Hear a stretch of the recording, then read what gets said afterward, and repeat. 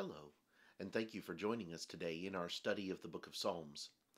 Today we're in Psalm 87, and today's psalm has two somewhat contrasting principles to it.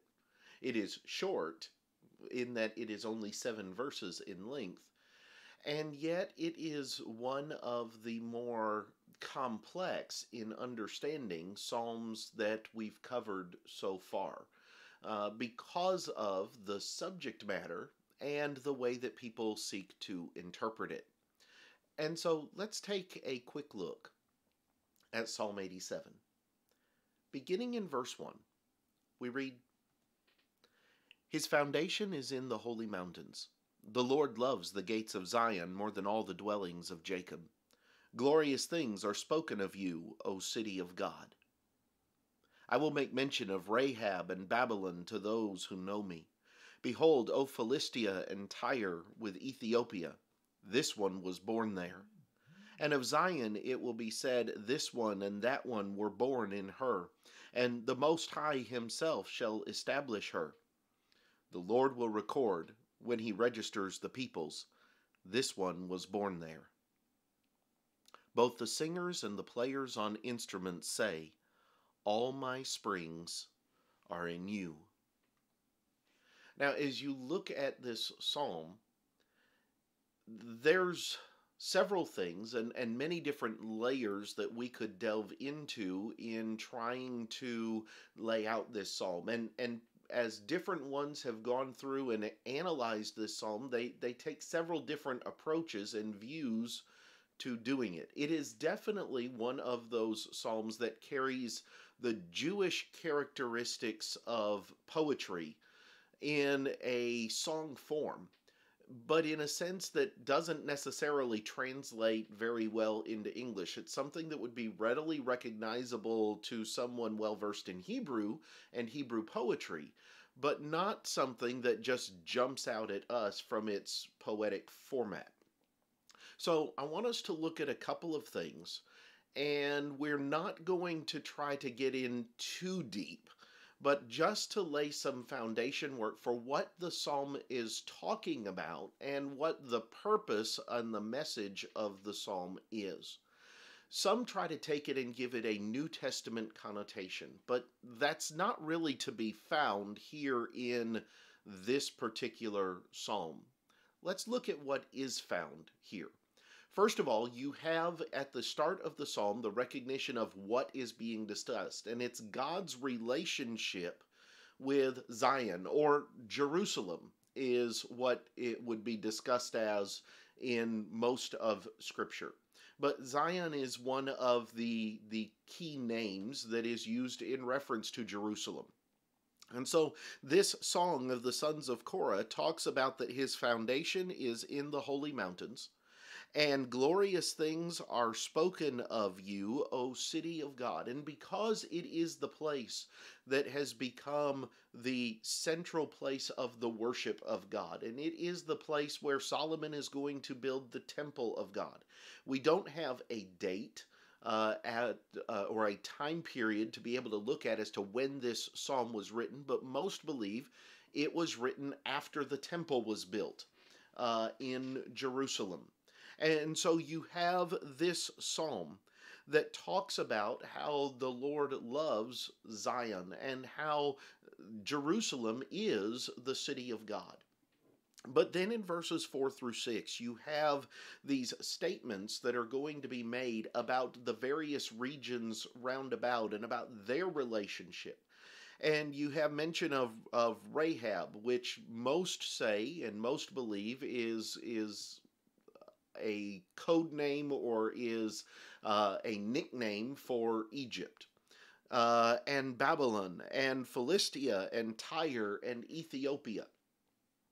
And you have all of these different nations that are going to be examined and that are going to be dealt with by their relationship with Jerusalem.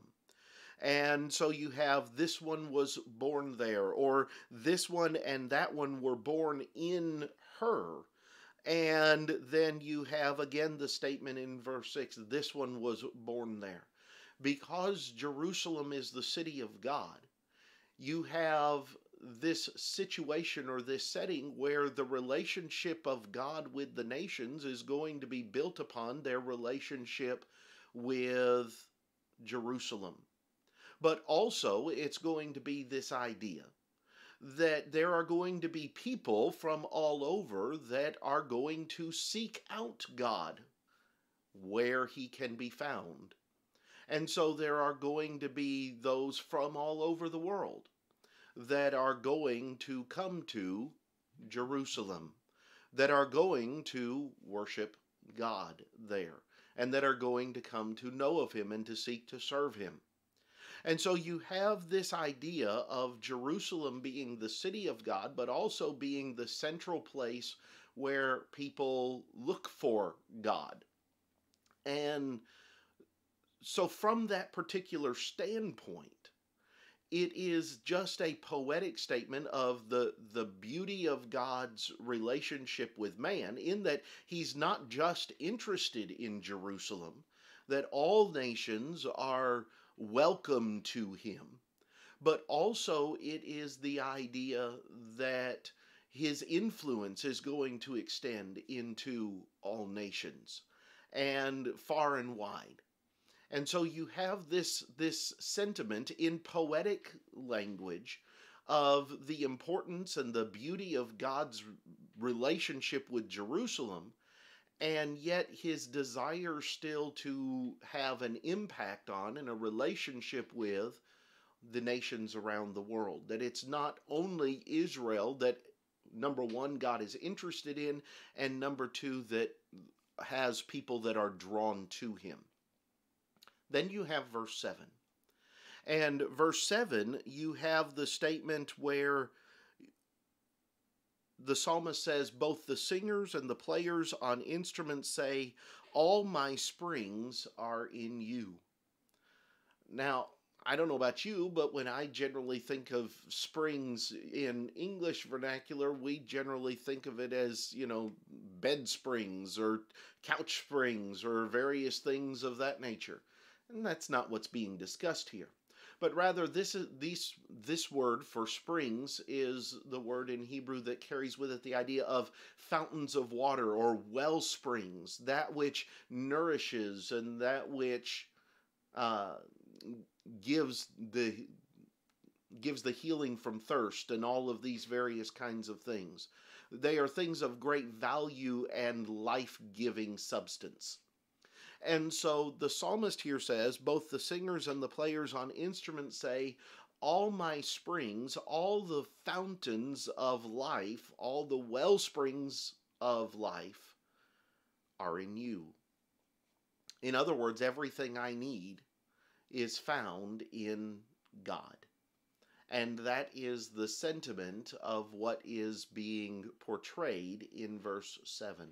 So all of those who stand before God and all of those who are singing praises to God in this particular song say, all that gives life, all that gives hope is found in you. I know that this psalm is very different from most of the ones that we've examined and most of the ones that we're going to examine. But there's some very intricate beauty that is found in this psalm, and I hope that I have been able to bring out a little bit of that for you, even though it's a little bit complicated and a little bit difficult to see, especially in the initial reading of it. But I hope that these things from Psalm 87 are valuable to you. Next time, we'll come back and we'll look at Psalm 88. Thank you so much for watching the video today, and I hope that you'll come back and join us next time. But until then, have a great day.